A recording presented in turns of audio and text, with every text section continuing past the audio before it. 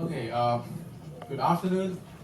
Thank you all for coming to this special seminar organized by the Technology-Enriched Learning Initiative team at HKU, a new team trying to implement the new e-learning strategy of HKU to implement important initiatives for the university in the next 3 to 5 years.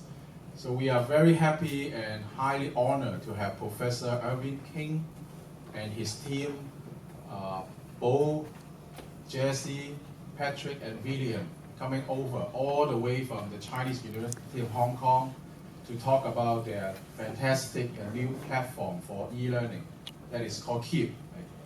And they will also show us some demo, right, so that we will know much better about what kind of benefits that we can derive from using this platform. Let me first quickly introduce my friend, Professor Irwin King. Professor Irwin King is the Associate Dean responsible for education in the engineering faculty and a professor in the Department of Computer Science and Engineering, Chinese University of Hong Kong. He is also the director of Rich Media and Big Data Key Laboratory at the Shenzhen Research Institute. His research interests include machine learning, social computing, big data, data mining, and multimedia information processing. Recently, Professor King has been an evangelist in the use of education technologies in e-learning for the betterment of teaching and learning. I assume not just in Chinese U, but worldwide. Right? So that's why you do this KEEP platform. So today's rundown would be Professor King will give a presentation first, and his team members will show us some demos, and then we will have a short question and answering session for Professor King and his team. And then as part of the sharing, I will also spend maybe 10 or 15 minutes of your time to talk about what we are doing here in Hong Kong U in gamification. And we will have a final Q&A session at the end. Thank you very much, and thank you, Professor King. The floor is yours. Thank you. You guys can hear me in the back, right? Good. First of all, I'd like to just thank Professor Ricky Kwok and his team for inviting me here. I'm very happy to be here to share with you. And again, thank you for taking your lunchtime for being here. Today, what I want to do is a little bit, what we want to do is introduce you our platform. It's called KEEP, K-E-E-P. It stands for Knowledge and Education Exchange Platform. And I'll share with you a little bit about what it is and what it does. And then you may have some questions for us a little bit later. Okay, so let me just share with you what this KEEP is. KEEP is actually a technology platform that consists of all 8 institutions as partners. And we're going to have other partners on this as well. This platform is a cloud-based platform that allows a lot of educational resources to be in one place, so that it will be easy for you to search and for use and to develop other apps on top of this. Okay? So first, I'd like to share with you some of the partners that we have. Obviously, these are the 8 universities here. And the grant is actually coming from UGC. One of our partners is Coursera. So Andrew Ng actually quoted, this is a quote from Andrew Ng: "We're excited that KEEP will help increase the discoverability of Coursera's courses and other high-quality online learning resources in Hong Kong and beyond." It is true that we started with Hong Kong first, but this actually will expand to worldwide. But we will start with Hong Kong first. We're partnering with Coursera, so we have all their course listing. So if you come to KEEP to do a search, you not only get Coursera, you will also get edX, you will also get Future Learn, you will also get Learn Central, you will get all the resources in one place. So you don't have to actually go to different ones to search. And later on, you will see that our thing is also very different from, say, Google search, because Google will give you a whole lot of other stuff that is not related to education. But we will actually keep this pure, give you really the resources that you need to actually do your online learning. We're also partnering with OpenEdX, and this is Anand Agarwal. He quoted in saying, "I heard so much about KEEP, please tell me more about it." So he also knows that the KEEP platform is actually being established in Hong Kong. And Anand is from, again, edX. And right now, in fact, on our platform, we have the OpenEdX available. So if you would like to actually test your teaching material, you're welcome to do this on our platform. And that will be open up to the whole world. So you can actually put your teaching material on the KEEP platform using the OpenEdX software right now. We also offer Moodle. We'll show you that a little bit later. We also work with E1. This is a site in Taiwan. So they also have a lot of course contents. So we do this for the Mandarin Putonghua, as well as Cantonese, as well as English. So we partner with them. We also have their content listing as well. And also Xuetang X in China. Okay. So as you can see, as we partner with not only the 8 institutions to work on this project on various components, we also get these kind of contents cataloged from other online learning management systems, resources. Okay, so what is KEEP? This is your education tools information in one stop. Okay, this is what we hope to achieve. Our history is this. A little too fast. We're a cloud-based e-learning platform. We started a year ago. So during this year, we've been developing various components on the KEEP system. And we're so excited to actually be here. This is our first time traveling to different institutions, the university inside Hong Kong, to share with you what we have done. And we hope to improve the system in the upcoming 2 years. Okay? So, what do we do? Showcase educational resources. So what we want to be able to do is give you the best practice on many of these tools, hardware, software, or educational services that is available. You know, maybe even that simple thing as a Dropbox. I think for us it's really easy. We know what Dropbox is. But for other teachers or professors, they might not know what that is. And how can that be incorporated into the teaching environment? Maybe using a game. How could that be used inside a teaching environment or learning environment? We want to be able to actually pull all those tips, resources all together in one place. So you can just come to KEEP and learn them. We also want to build a cloud-based platform for educators so that you could actually try on hybrid learning. You might say, I want to do a learning in a mixed mode, a teaching in a mixed mode. And we hope that the KEEP platform will enable teachers to try out different new pedagogies and new ways of doing teaching and learning. We want to foster collaboration also in teaching and learning, and this is why we want to showcase the best practices from various universities. You know, what you guys are doing good and what you're doing excellent things, and we want to be able to share that. Aggregate e-learning knowledge or sharing, as I said before, we actually take catalogs from different various sources, okay, and then you can search in one place. And lastly, we want to integrate innovative education technology on top of platforms so that you could actually gain access to analytic data. Okay, so you could actually have a module, for example, that does speech recognition or speech speech recognition, so that you could actually pronounce a set of words and see how close you are to the original, say, English, 10 words of English, and we could tell you what is a percentage of how close you are to a native speaker, something like that. These are what we call apps, the KEEP apps that could be sitting on top of these our platform and allow the teachers and the student to be used. One other example of this would be, say, for example, the very guide, the plagiarism detection system that could sit on top of this and interact with the users on KEEP.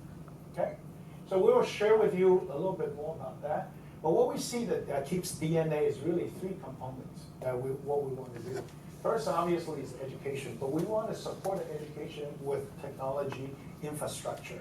Okay, so even you have a lot of good contents, but you need a way to deliver this.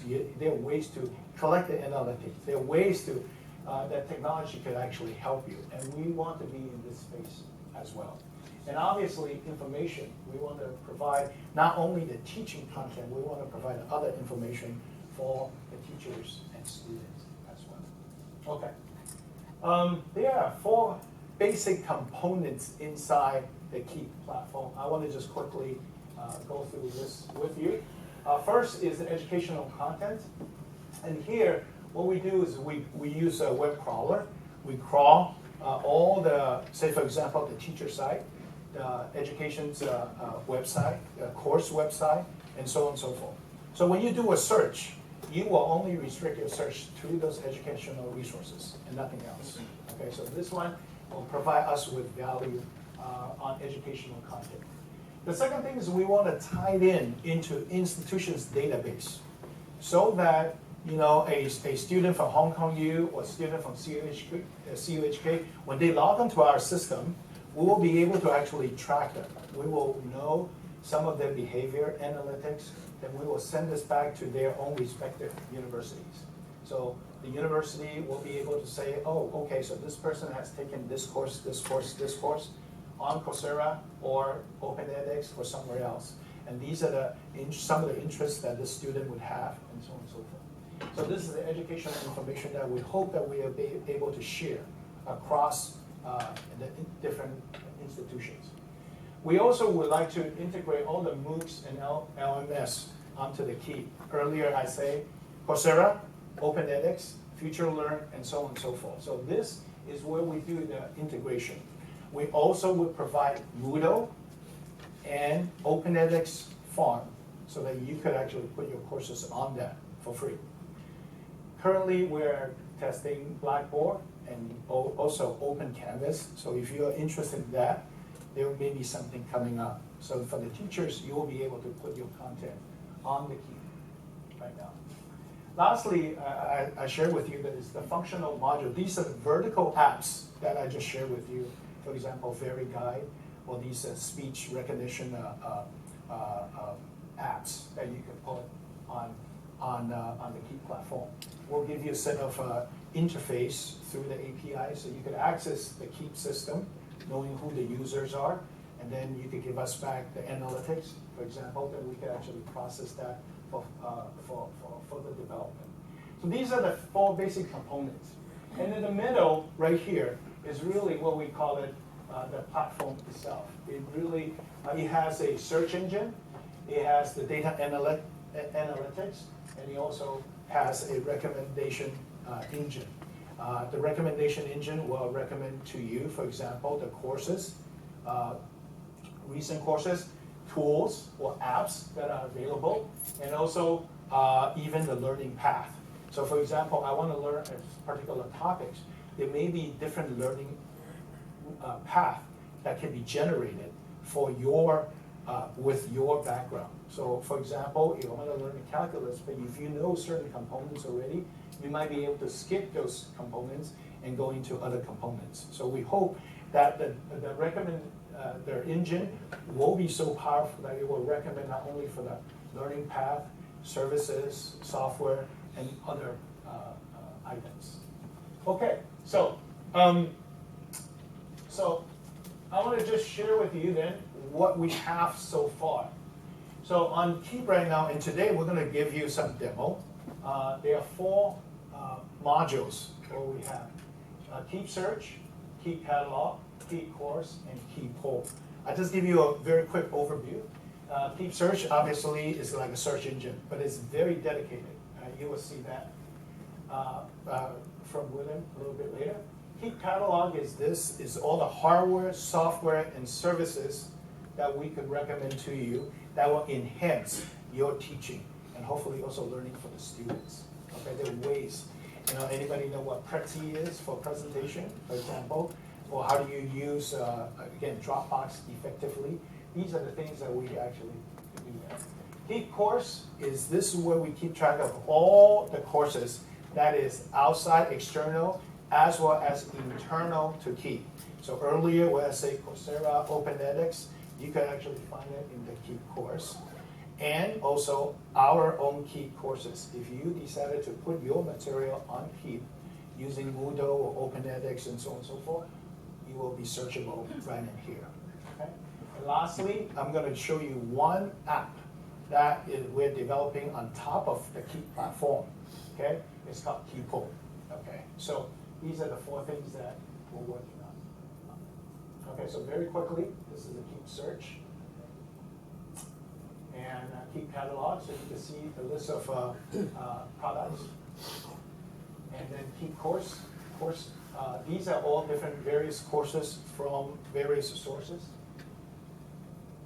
And KEEPO. We're going to show you what KEEPO is. And this is a way, one of the things that a lot of teachers come up to me and say, I really want a way to take attendance. And there's not an easy way to take attendance. You could either use your car and beep it, right?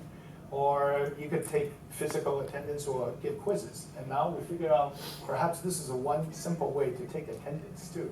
So we want to share with you what this tool is all about. So just give us a few minutes. We'll do that. So one of the things that we want to continue to develop in the future is KEEP devices. Is that we believe that we should not really shun away from technology. We should embrace technology. And one of the things that we want to do is use mobile stuff or even wearable devices. Okay, we want to advance in that space as well. So one of the things that we also have done is to put the KEEPO on Apple Watch. We hope to develop this on other devices, but the first thing that we have done is on KEEP Watch, and I'm going to show you a demo just a little bit. And by the way, all these apps, mobile apps, will be available very soon. We are in the process of getting the final approval from the App Store, so you will be actually getting this very, very soon. Okay, so I just want to share with you a few things that we want to do, okay, in this upcoming year or two before we go into the demo. First thing is that we really want to give more analytics. We want to be able to use these analytics to help the different various stakeholders to understand, our students' behavior, our teaching behavior, and so on and so forth. So what we could do is maybe predict at-risk students or problematic students, as well as trustworthy students. Because when we do peer learning or peer assessment, we want to know how good the student is, right? As long as we have historical record, we can actually show that this person or this student is quite trustworthy. So when he does the grading and so on and so forth, it's pretty trustworthy. So we want to develop certain technology in this analytics space. We also one of the reasons I'm also here talking to Ricky is about gamification, gaming. We're not just talking about playing games, but it's how do you introduce game theory? The Nash. How do you actually reach a good Nash equilibrium? For example, for those of you who know what game theory is, it is to how can you reach the Nash equilibrium in a satisfactory way, the optimal way for the teacher as well as for the student, right? If the teacher gives too much incentive or too much penalty, the student will behave differently, right? So what is the optimal way of doing that? So there's some things that we could actually work out in theory, in research, about introducing gamification inside education. And we want to do this for peer assessment, for peer learning. And we're actually doing some research on this as well. We want to make our KEEP even more social, so that this will be a platform that people actually will share their information a lot more. So, and lastly, we want to put this on, as I said before, mobile and wearable devices. So we want actually our student to take their computer and take their phone into the class, and don't be afraid of using that inside the class, because we really believe that the active learning and more engaged learning is the way of the future. So we want to encourage that. Okay? So these are some of the things that directions that we hope to move to with KEEP. So if you have any questions, please just contact us, info@keep.edu.hk. And lastly, I really hope that come by and say hi. And then lastly, I just say is thank you and keep in touch, right? That's it. That's it. Before we do that, any questions? Any questions? Okay. Don't worry. You have a chance to ask later on too. Okay? So if not, then I'll ask William to come. Hello, I'm William, and here I would introduce our KEEP website. That's keep.edu.hk. Actually, if you have a mobile device on your hand, actually you can go to our website and have a look. Here I will introduce three of our KEEP products that Professor King just introduced to you. That's the KEEP Search, KEEP Catalog, and KEEP Courses. And then the fourth one, KEEP Hub, will be introduced by my colleague Patrick. And first of all, let's take a look at the KEEP catalog.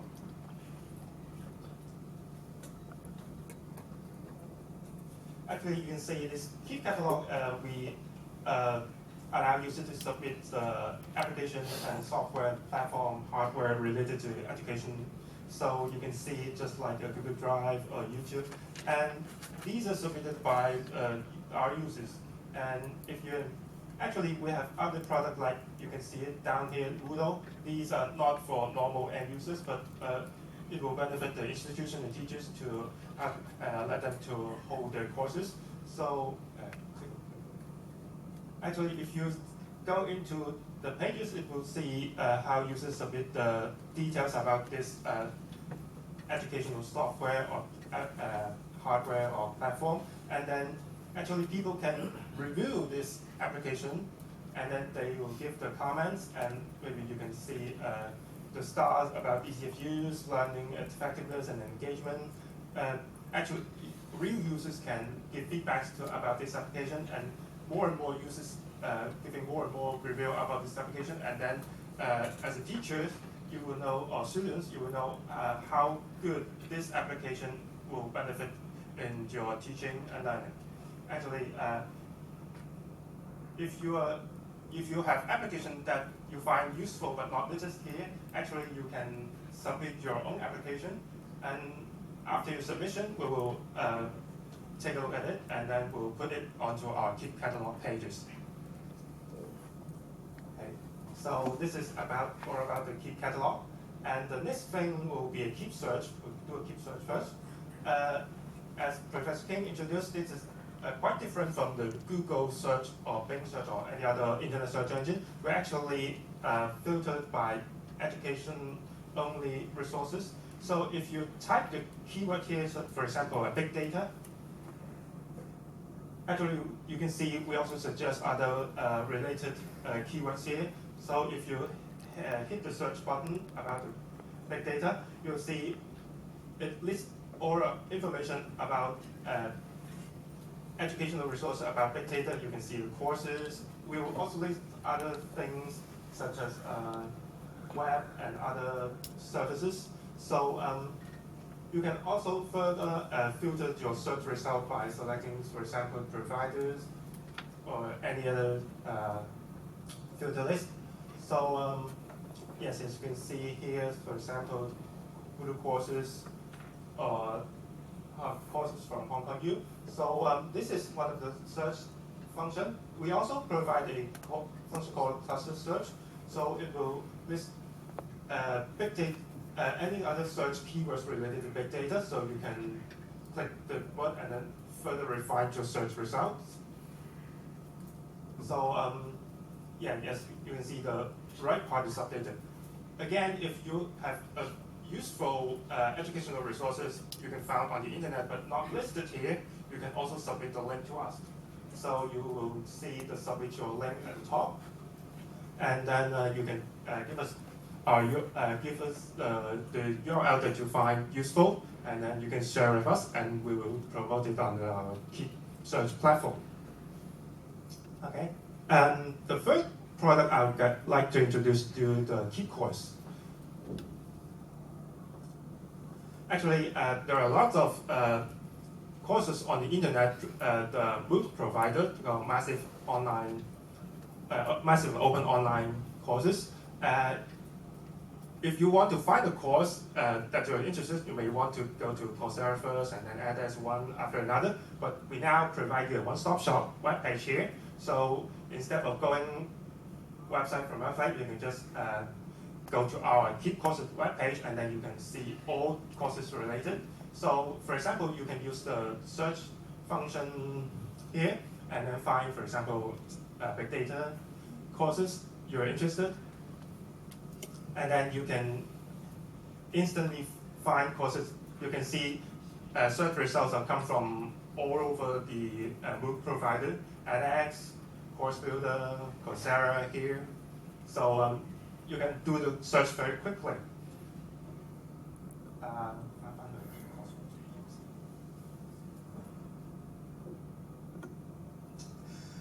Instead of using the search keyword, actually you can filter by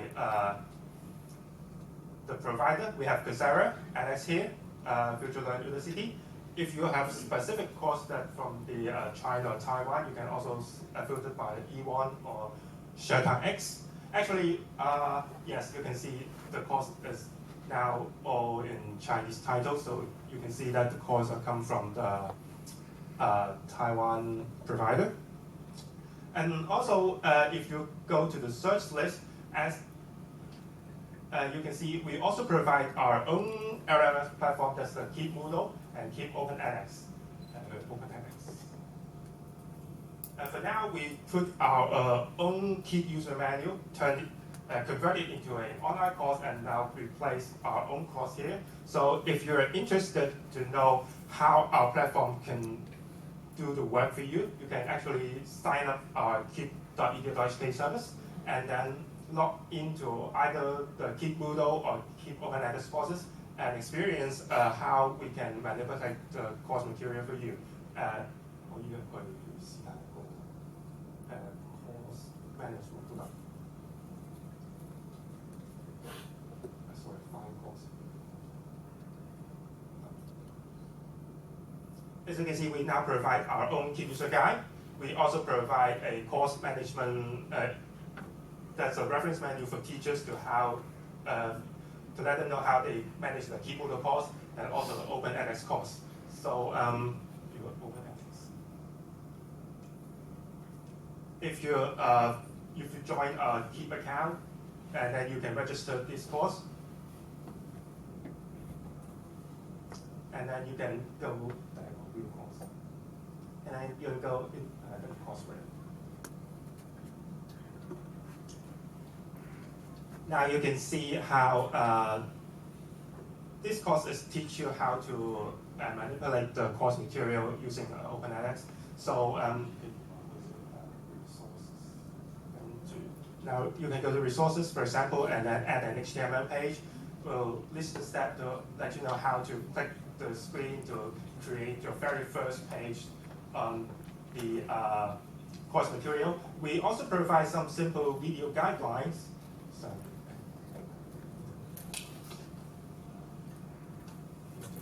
very simple video to just give you a quick overview on how the procedure can be undertaken. And then click the HTML button under Add New Component. So that's it. That's our own KEEP LMS platform, the KEEP course, KEEP Moodle, and KEEP OpenEdX. So, okay, the fourth product, it will be a KEEP Poll, and I'll let Patrick to introduce to you.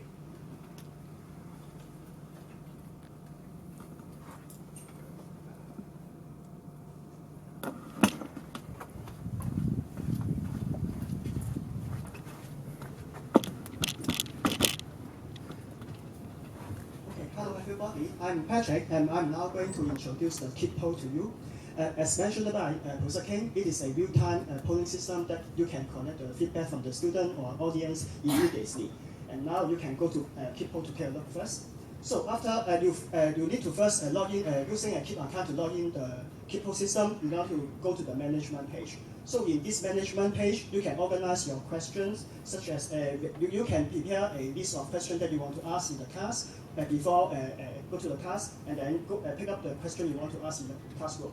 So for example,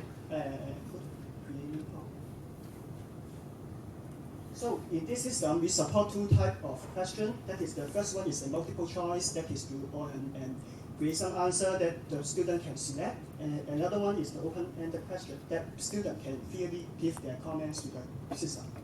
So back to the management page. So for example, now I want to bring conduct a quick survey on how what's your role.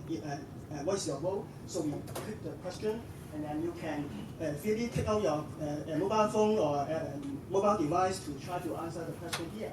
So in this screenshot, you can put your poll here by using the URL or by using the QR code, by scanning the QR code, and then type your select the answer here. So maybe you can try first and then see how it is working. Oh, of course, you need to have installed a QR code scanning software in your application, in your Apple mobile phone, or you need to install our later released KEEP software that will be released in iOS and Android later. So, is it okay? To support also those students who, those audience don't have the mobile advanced mobile devices, we also support some traditional ways such as polling by the SMS code. So is it okay? Can you successfully poll the system? So from the result, it seems most of you are from the staff category and some are from the student. So maybe we can organize more workshops for this audience later when we have more applications.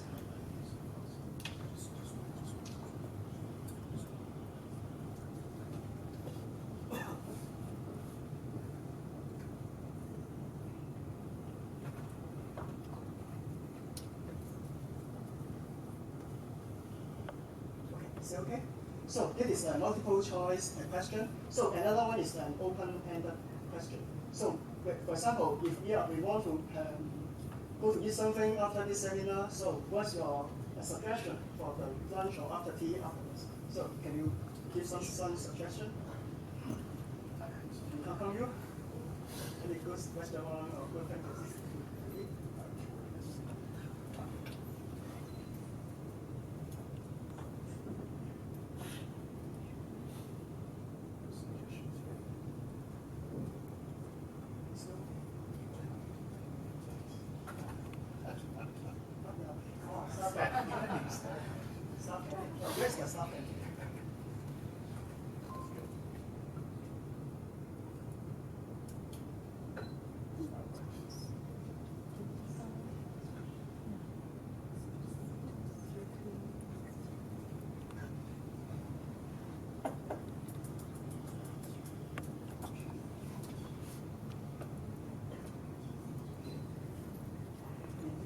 Go back to the water stream.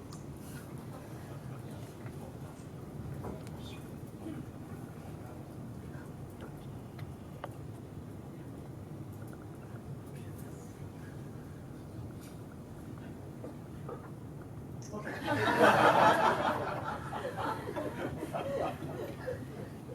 I think that's all for this open-ended question type. So now, as introduced by Professor earlier, we continue to work on various devices such as Apple Watch, and then we have prepared a video that we can show to you what the Apple Watch behavior is. And Professor King can give more comments on this. Okay, you need to actually go back to the beginning. Okay, so I'm going to show you something that we're working on, and this will again be available very soon on the App Store. So let's roll it. Just share with you a few things. So this watch app, it basically mirrors what the mobile app is, right? So you click on that, there is an answer ID that you have to type in, or it will be sent to you. For example, 59076 is the question, or the answer ID. Okay. Okay, I guess we could also do a broadcast. Stop. So So what we do is we could also work with the iBeacon. There's some location sensors, or we could do it over Wi-Fi. The reason why is we want to be able to localize a group of people. If we use iBeacon, for example, we say only those people who receive the same ID as I do, I will send this to all those people who are actually within this room. And the reason is, again, this will be probably the easiest way to take attendance, right? So for a teacher, this will be good. If the student is actually answering these questions, we're able to actually track some of these things for assessment purpose and as well as for taking attendance. So here is the poll 29124 has been broadcast to you. And then when you hit the poll, you'll be able to actually answer by clicking on the answer button. Well, is this a good lunch? Yes or no. So once you type this, yes, and then do a submit, and that will be going back to the key poll. Okay. What lunch did you have? Okay, answer text. So here, what's really nice is that you can speak into this because we're using the Siri capability, so you don't have to type. You will be able to actually speak into this, saying apple, and then done, and then you can submit that as your answer. Okay. Yes, and then I think there's your last one. I think there's the last one. Maybe that's it. Okay. So we're exploring various technologies and try to integrate this into the teaching and learning environment in the hope that will improve our teaching and learning quality. Okay, so this is just a glimpse of what we have done, and we hope to do a lot more. So I think this is it for the demo, right? Is that right? Okay. Any questions from you guys? Any thoughts? Any other requests that we maybe could do on the KEEP platform? We'll be happy to hear from you. Yes. We have I would like to know how is this application or this platform will be applied to like a secondary school level or middle school or elementary school? Where is that going in terms of that? This is actually open to everybody. So if you want to use this for secondary school, you're welcome to do so. In fact, the Open edX platform is available to everyone right now. So you're very welcome to use it. And this is only the beginning. We are building question banks, for example, and this is only the beginning part. We could have examinations, surveys, and so on and so forth. What we want to do is also hook it up with the gamification, so the question bank could be used to a particular games. So you could play games like a Risk. I don't know whether you know Risk game, where you take up territories by answering questions. And but anyway, this is really good for K-12, university, professionals, as well as lifelong learning people. So that means that I can be a content provider for. Yeah, we want you to be a content provider on the KEEP platform. So we facilitate with technology to help you to do what you do the best, which is content providing. Right? Thank you. Generate content. Yes. Thank you. Other questions? Hi, thank you very much for your presentation. I wondered, do you have any case reports? Have you thought of pulling together some case reports to show how these have had impact? Because then it gives you an idea of the pathway that you may want to tread. Because initially, you've got to find a tipping point for consumption. Otherwise, it's just one of the many resources that are there. Yes, excellent question. We're creating that. This is where I say earlier, we want to know the best practice from all the institutions so we could put it up here. How do you actually use this or other technologies to improve teaching and learning? So that is in the works. Thank you very much for reminding us that. Yes. Any other questions?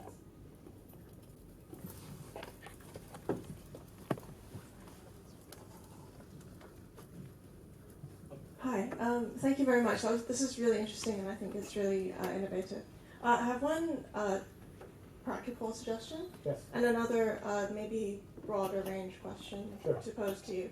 The first one is that during the KEEP search, I think it might be helpful, at least for me personally, if you could kind of filter the MOOCs that come up in the Keep search through if you're only interested in doing arts classes or like science classes, then I think that would be really helpful because I didn't see that just now, so I'm not too sure. Yeah. The second one is more of a general question, which is more like because you were talking about it being active learning. Yes. But the same thing happens when it comes to reading ebooks. Like, for example, in the Kindle, there's this debate about people saying that if you allow the suggestions to come up, suggestions based on things that you've done before, right. It's not actually the person actively choosing what he or she reads next, but you're kind of already filtering the kind of thing that user would see based on what they've done already. Yes, right. So I'm wondering in terms of how do you maintain a student's choice in what they choose to learn? Or for example, in the part about the apps, right. How do the users, or how do you, when you're building your platform, choose which apps are most suggested? Okay. These are very good questions. Going back to the first one, because I teach information retrieval and search engine. So the next things that we would like to do technically is to have a query language. So for example, you could type in big data, and then you could do a minus MOOC or plus art. So that will include other keywords such as art or remove things that has MOOC in there. So we're exploring that, and that will give actually additional power to the user. We try to keep this as simple and as clean as possible for the general user. But for more power users, that's what we plan to do in the near future, is to have a simple but powerful query language that you could actually type in. So that's your first question. As to your second question, what was the second question? Second question is about what?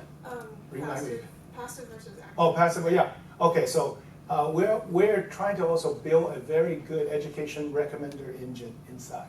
So we will take the historical record of a particular student and hope to actually, by knowing that, we hope to be able to recommend services, learning path, and so on and so forth more accurately. Still giving the diversity, but we say that, hey, because you have taken this, you read this, you don't need to read this again, but you could read something else related or in depth or in breadth, right? So you still also give a student what we call personalized education.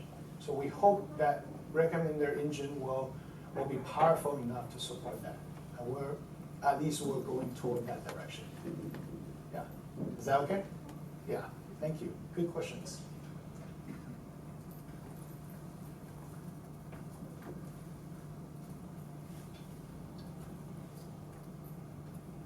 Hi, I was wondering, how do you keep people motivated in continuing to learn on this? Because it seems like a lot of the massive online course, people sign up and then all of a sudden it just dies off very slowly.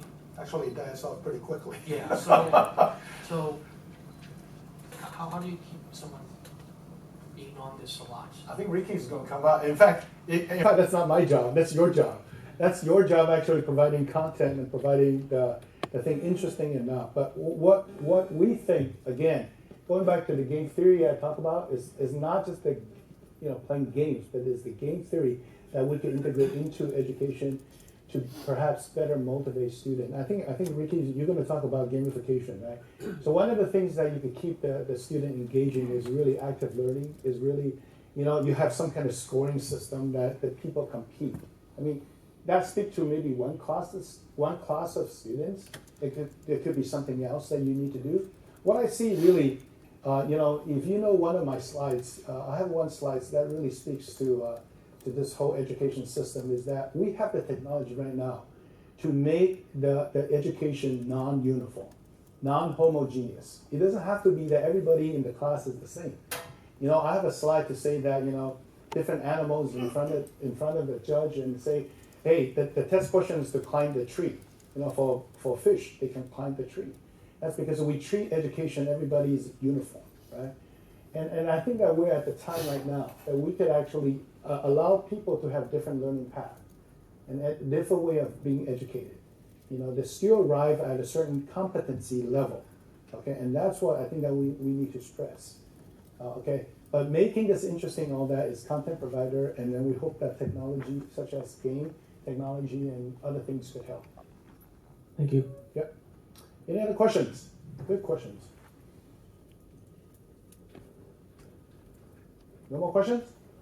So I hope that you guys all sign up for KEEP very soon. If you haven't, do sign up. And we hope that you really will use the poll. It's free for you to use. And what we're hoping is that you would actually build your course around it. So get all the questions ready. Ask the student to actually do this so that you will very quickly assess whether the student really understands what you're teaching in real time, right? So you ask some questions for the course, and you could get immediate assessment, immediate feedback. And this is very, very important, okay? So I do hope that I will see you on the KEEP platform. Wow, that is not my desktop. But again, thank you very much. That's it.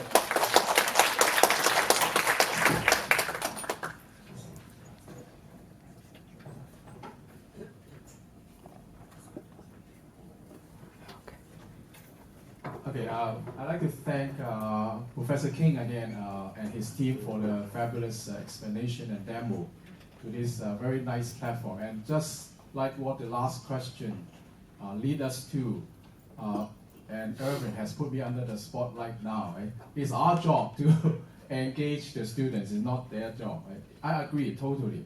So that's why we want to try some crazy things here and like to share with our Chinese youth friends about what we are doing here. And the other objective of the following 10-15 minutes is to share with my colleagues here in HKU. Oh, by the way, I forgot to introduce myself. I'm Ricky Kwok, the current Associate Vice President for Teaching and Learning here, assisting the Vice President in Teaching and Learning mainly in e-learning initiatives.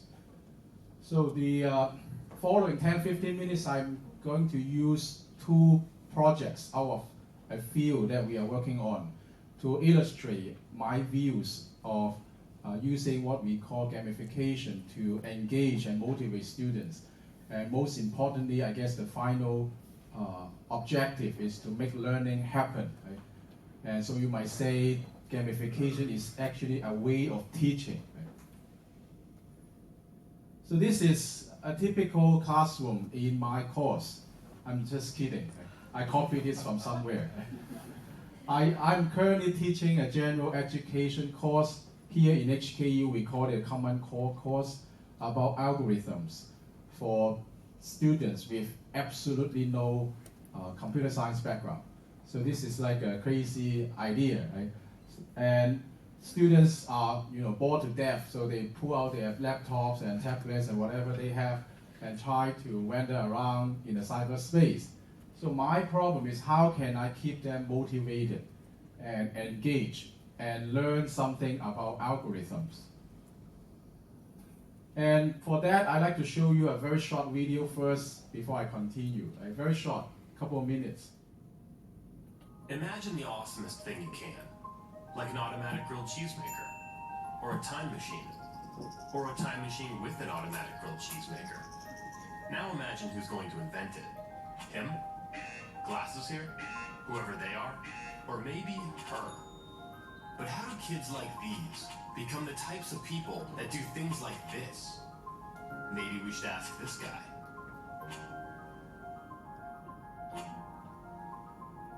Knowledge is heavy.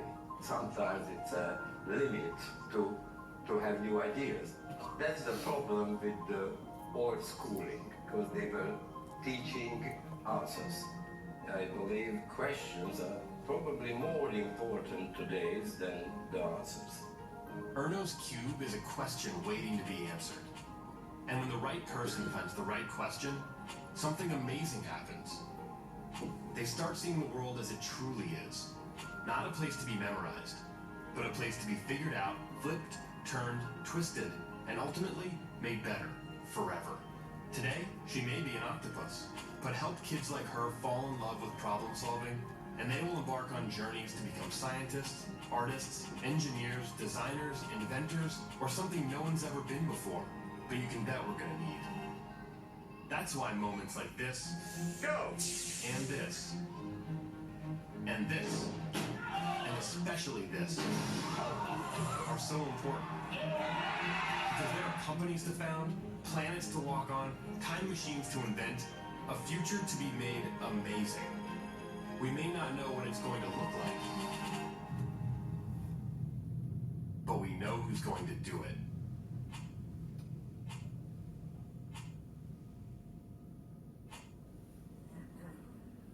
So I'm obviously one of those crazy guys who like to play with these kind of gadgets. So after seeing something like this, I decided to gamify my algorithm course. The first time I saw the campus it was incredible. Ask students to learn algorithms by using a Rubik's Cube. Right? And any one of you here play a Rubik's Cube? Any one of you can finish solving the cube within 5 minutes? 10. Okay, good enough. So what should I do? I have 120 students. I'm still in the planning stage, by the way. I haven't actually implemented yet. I'm teaching the course right now. And one problem that I need to solve is, do I need to give a Rubik's Cube for every student in my class, 120 students in the classroom? This is one problem that I'm still trying to scratch my head. I will give you my suggested answer towards the end of the presentation. So why I'm going to do this is because this thing, we all know, if you don't know the method, right, there's no hope you can finish it even within 1 day, right? Not to mention 5 minutes. Right? So you need to know the algorithms. You need to practice. You need to get familiar with various configurations, gather important information. You have to have problem-solving skills, and you have to have the ambition to beat others, the competitive components that Professor King mentioned earlier. That's all gamification is about. So my questions to ask myself is, why do I want to do this? Because I might get complaints, right, from students, from my colleagues, from my boss. Okay, are you kidding me? Asking students to play Rubik's Cube in class? This is not kindergarten, man. Right? That kind of complaints, I'm worried. So I have to answer all these questions. Is it fun? By that I mean engaging. Right? What's the point of doing this? By that I mean achieving some learning goals I set in the course. Right? And would it work? That's the most important part for me. Right? So I'm trying to share with you about all these suggested answers of myself with you towards this, the end of this presentation. But let me digress a little bit to talk about, especially for my Hong Kong youth colleagues here, what we can do in the team for you. If you want to gamify your course, if you want to do something crazy about your course, in particular using some e-learning techniques, we can do it for you. So this is a MOOC that Hong Kong U rolled out earlier this year. It's about philosophy, Chinese philosophy. And when we first approached the development of this course, we were also kind of worried, because talking about philosophy is kind of boring. Right? How can we illustrate the concepts of philosophy, things like that? We cannot go out and do some location filming to make our point. Right? So one way to solve this problem is we try to do some animations. So let me share with you a very short 57 seconds video to show you what we do and what we can do for you.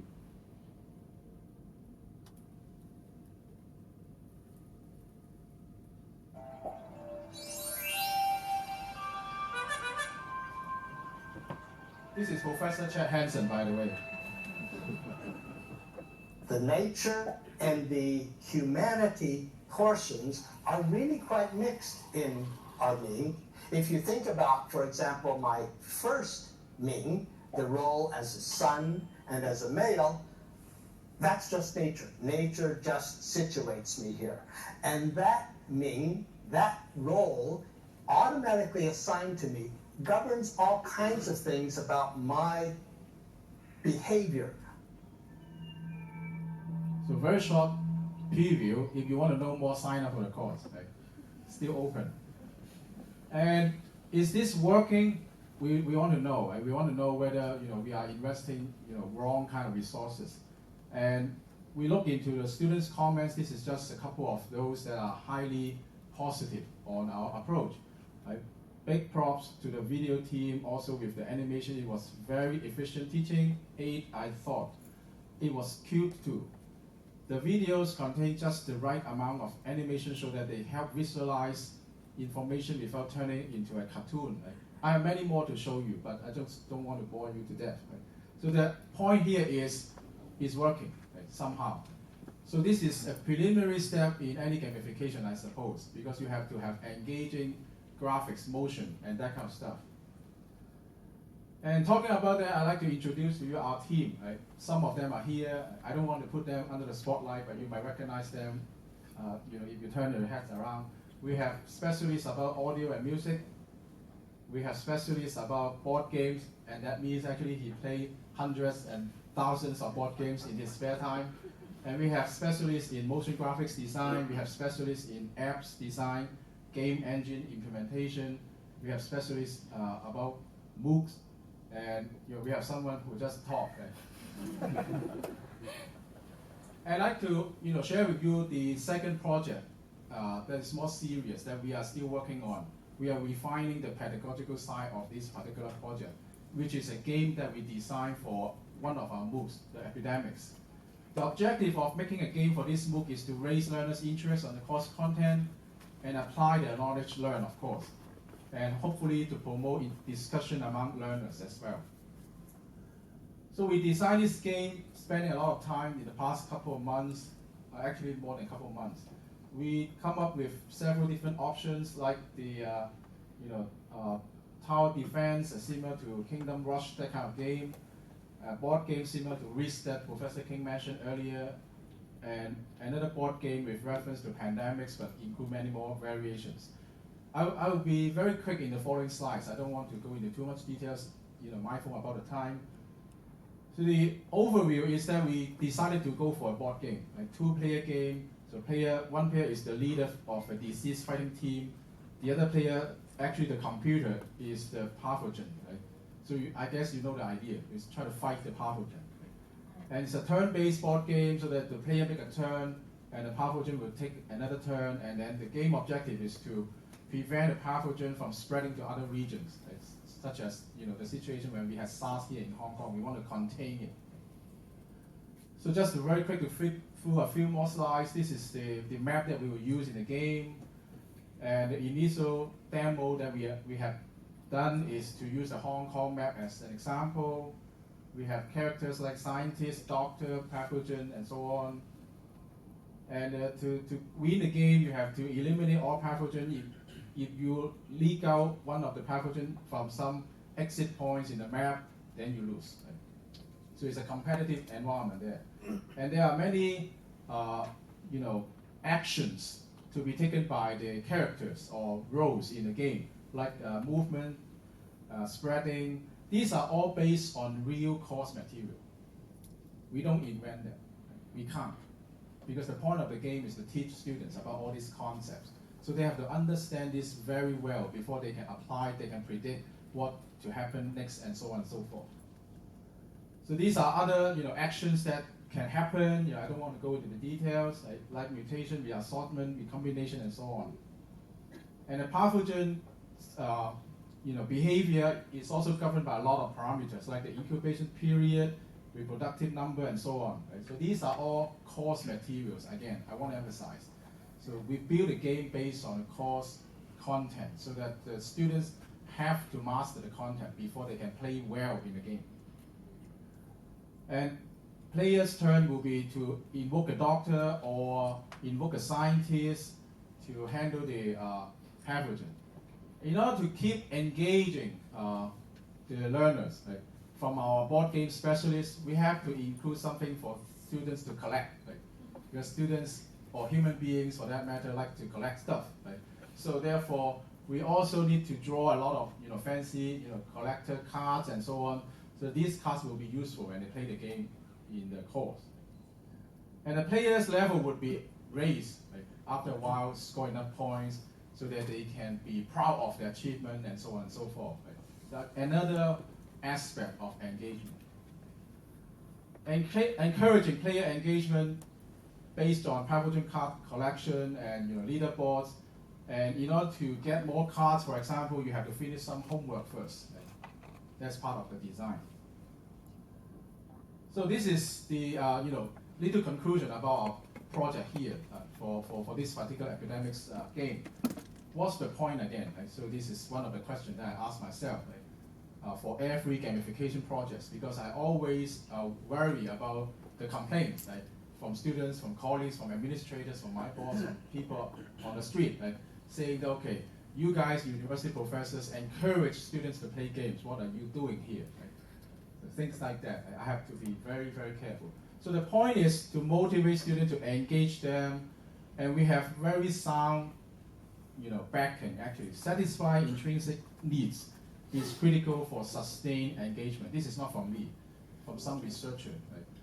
And have fun, want more, make friends, socialize, or enemies, in fact, is also one way of keeping you stick to the platform. Right? And the mistake is to believe that the ingredients of enjoyment and learning were ever different in the first place. Again, this is a quote from one of the articles that we read researching about gamification in education. In reality, within a well-designed game, fun and learning are motivationally aligned from the start. And this is from Glue to Games, how video games draw us in and hold us is a very interesting read. Right? So the bottom line is we are gamifying the learning process, not the outcome. Right? We are not giving grades based on their scores. That's the most important part, I guess. Right? For me, going back to my project in teaching the course using the rubrics cube, would it work? Right? Because one thing that I need to do for the classroom is to handle 120 students, and just so you know, this course will also be scaled up into a sport and eventually a MOOC. So we are talking about thousands or hundreds of thousands, I hope, students out there playing rubrics cube. But I can not afford to send them each a rubrics cube. So what do? We try to use technology, the platform again. We incorporate a 3D Rubik's Cube player so that students can actually play in a virtual way for a Rubik's Cube, an immersive environment of like playing a real Rubik's Cube. And speaking of scalability, the goals, we should never lose sight of the goals, is to capture students' performance and assessment, and we need to work very closely with platform specialists like Professor King and his team, so that we can track the students, we can measure the performance, we can gauge whether the game is really delivering the promises, and so on and so forth. And all of this would require our team's work, like the several guys that I showed you in the previous slide, and we have many e-learning technologists, instructional designers to help us. And most importantly, we also have Jane to help us. I don't want to point Jane out in this room because she is such a gorgeous, lovely colleague of mine. I don't want to put her in the spotlight, but Jane has been playing a very, very important role in this team because she doesn't like to play games. And we need to know why. And we need to engage these kind of students as well. Right? So therefore, this is really a highly interdisciplinary, if you like, team formation in order to make that kind of things happen. Going back to the first, initial thought, is it fun? What's the point? Would it work? I guess I pretty much have some vague answers now. The only thing that I need to do is to really do it. Right? And some of you might wonder, why? I haven't actually addressed that question. Why? Why doing this? Let me show you a couple of videos. And I already showed this to my students. They are also excited now, and they are looking forward to one of the class in this semester. This is a student of mine.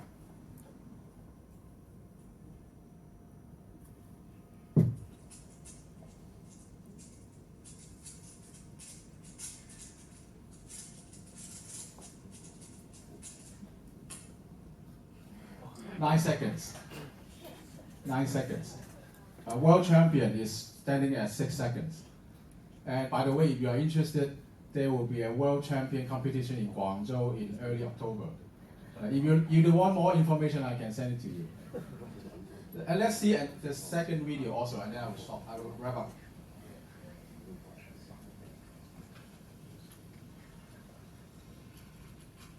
This guy is not solving the cube. He is scrambling the cube for the machine to solve.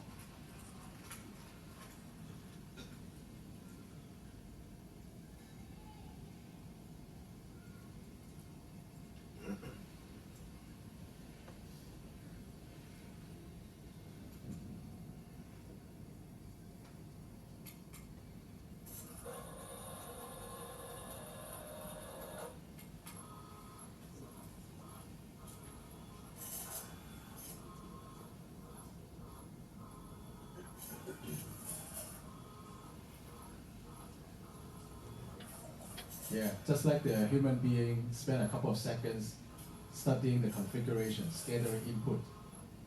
But the machine needs to use a camera. It's way slower than a human being. That's one of the points that I make to my students.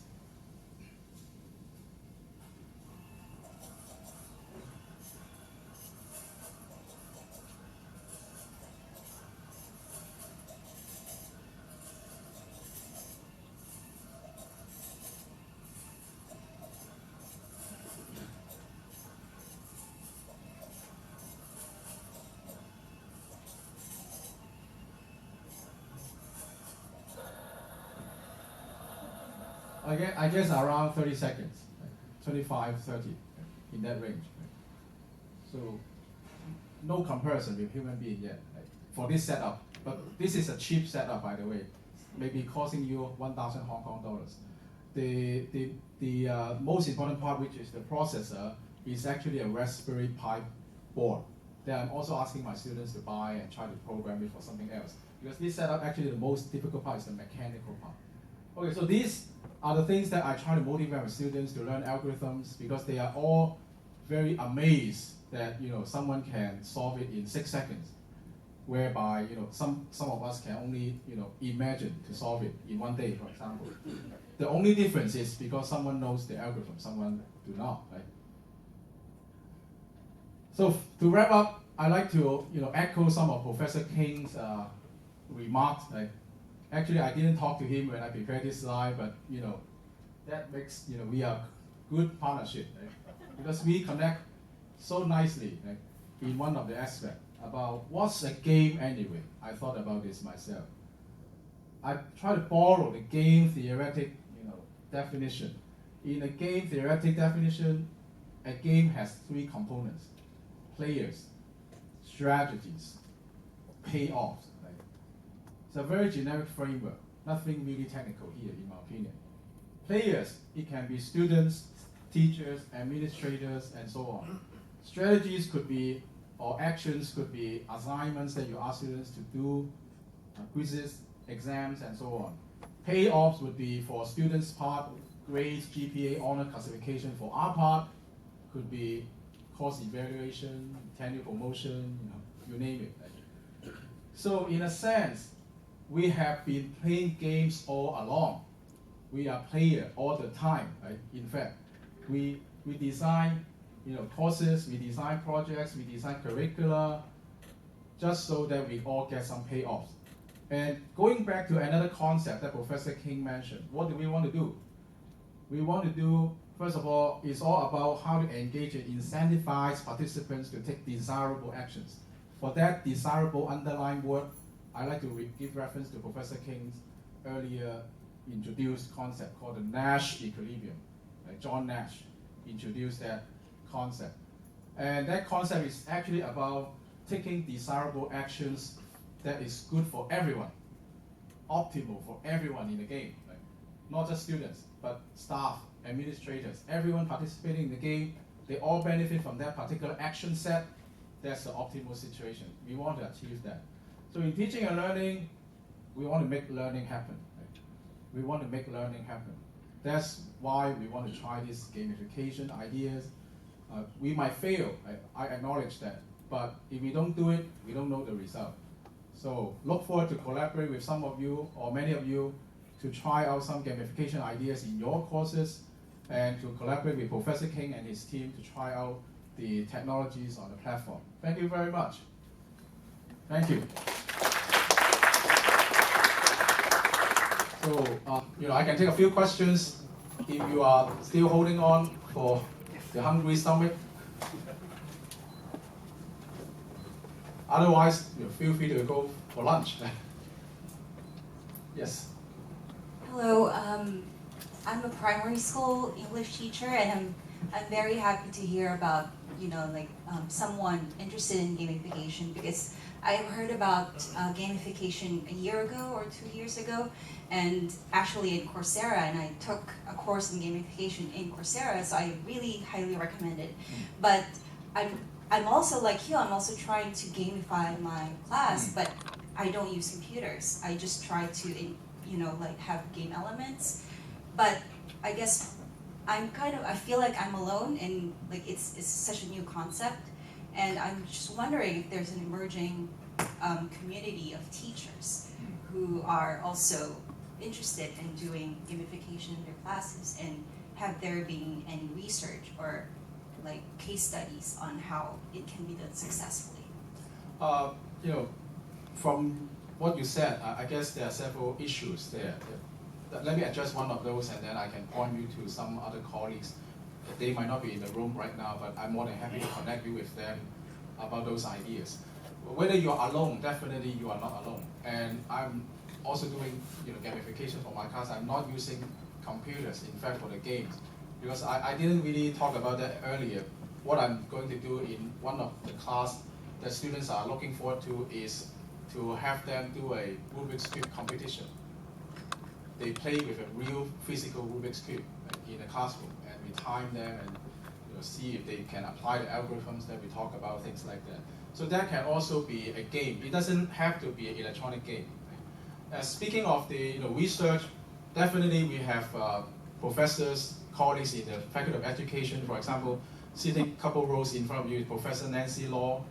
She is a professor of education. She specializes in K-12 education, pedagogy, technology, and that kind of stuff.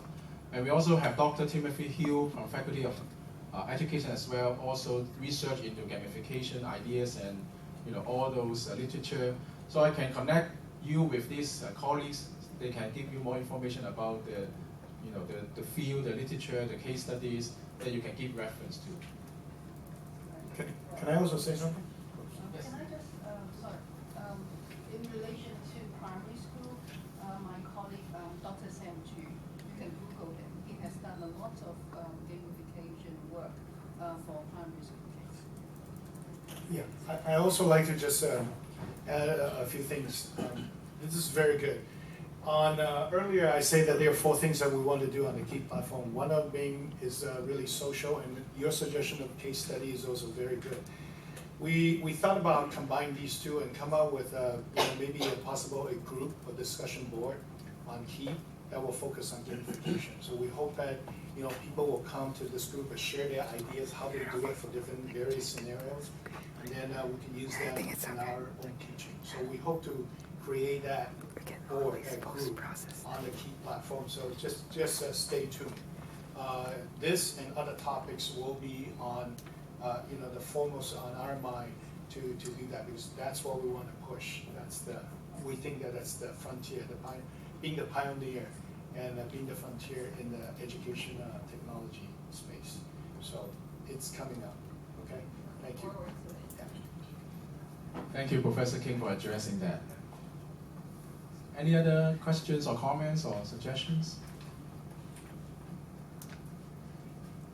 Thank you. I'm a student of Hong Kong U of specialist in designing powerful learning environment. So very interesting gamification. You talk about designing a game about epidemic, but have you ever think about designing a game about literature subject? What about some question like the meaning of life? How can you design a game like that? Okay, very good, very good. Excellent question. In fact, I deliberately, I'm lying here. Actually, I forgot. I deliberately skipped, again, I'm lying. I just forgot to mention that a few more projects that we are doing using gamification as a tool, as a pedagogical tool. One of that project is about a history course. And we have a very successful teacher here in HKU teaching history, and he is working with us to produce an immersive environment back in time, right? Like the peace conference in Paris in 1919 to reproduce that environment. And each student will have an avatar inside the environment and make decisions based on what he or she learned from the history course, like the context of the conversation, the society needs and that kind of stuff, to converse with people in that environment. So that's also a gamification implementation, if you like, that we are thinking about to address that kind of humanity or literature kind of environment, not so violent, right? Epidemics will kill each other, right? It's not like that, right? And we are also working with another colleague in a science faculty about also his history kind of topic, but it's about paleontology, right? Dinosaurs, prehistoric animals, right? Because there are lots of misconceptions about these kind of things right now in the society. So he wants to set the record straight by using, again, a virtual environment, immersive environment, or actually a game for students to correctly control the behavior of these animals, so that they will actually be, surviving, something like that. So these are different projects that we are working on, trying to use a virtual, artificial environment, a game environment to help students to keep engaged in applying the concepts. Yes.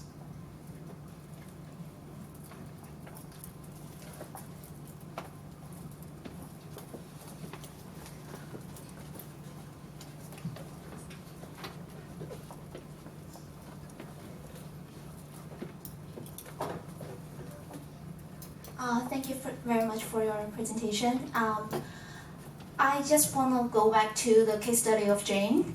I'm pretty sure in the classroom of over 100 students, there must be a lot of Jane.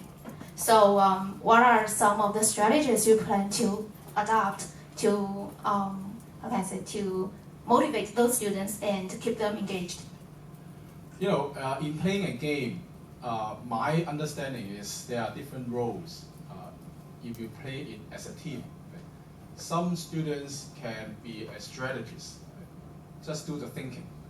What are we going to do if we encounter this situation? Instead of the execution people, right? Not necessarily the guy who sit in front of the computer and punch all the keys very seriously. I guess Jay is a lot more like a thinker rather than an action taker, right? If you like. So therefore, we try to divide up the game playing work into different parts. So that some students will try to think about the correct algorithms to use, the correct tricks to use when you encounter a certain configuration, and then help the executor to do this.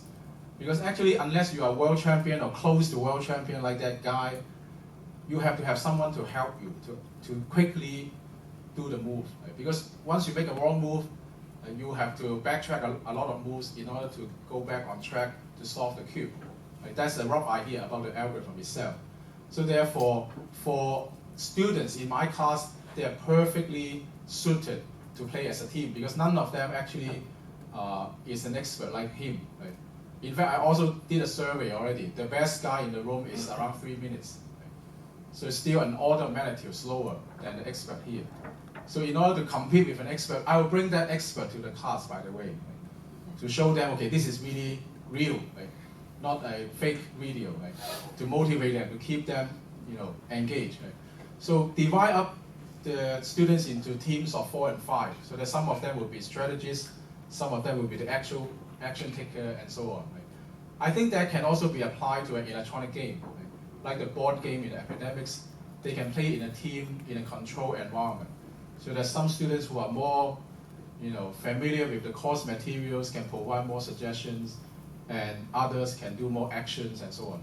Of course, I'm hand waving here. I don't really have a good plan yet, but your question is a very, very good one, and we are working on that. Yes, Mike. Hi, Ricky. I wonder if I allow me to be contrarian in my way. Please. Just for the moment. And then I think gamification is really interesting. I'm looking at it to help me with one of the courses I'm doing at the moment. But if you've got a bad course, with bad teaching, bad educational outcomes, and inappropriate motivation for students, gamification won't improve that. So you've got to look at it holistically, and I'm not sure we've addressed that in the context of gamification. And that, I would say, we might be putting the cart before the horse.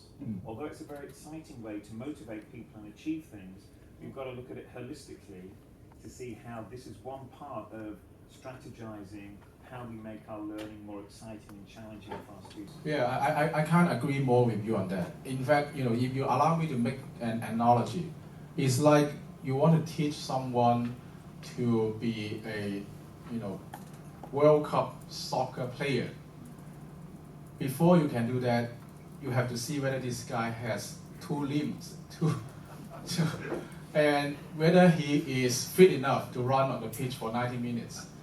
Of course, we have to check all these prerequisites before we apply this important trick. Right? I'm not saying that we just rush into this gamification for everyone. It's not for everyone yet. Right?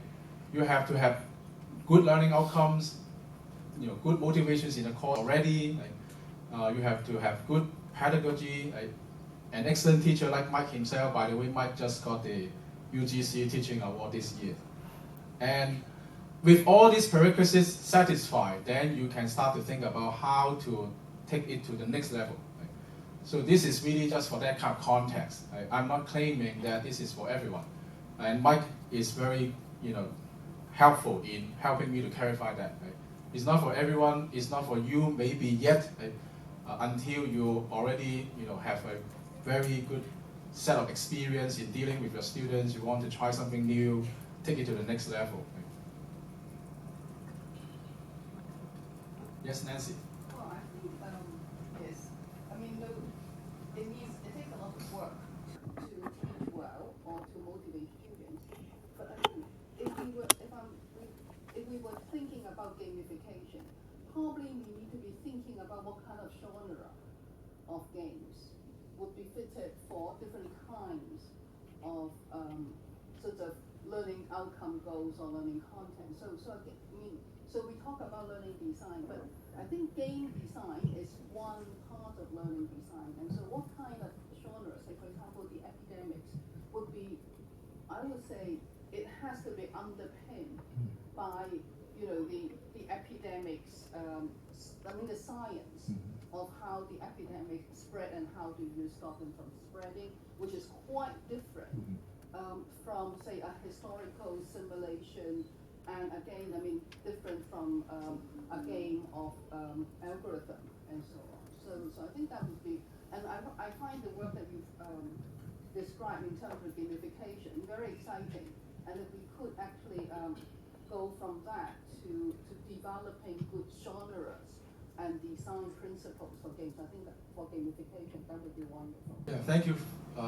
Thank Nancy for the excellent remarks.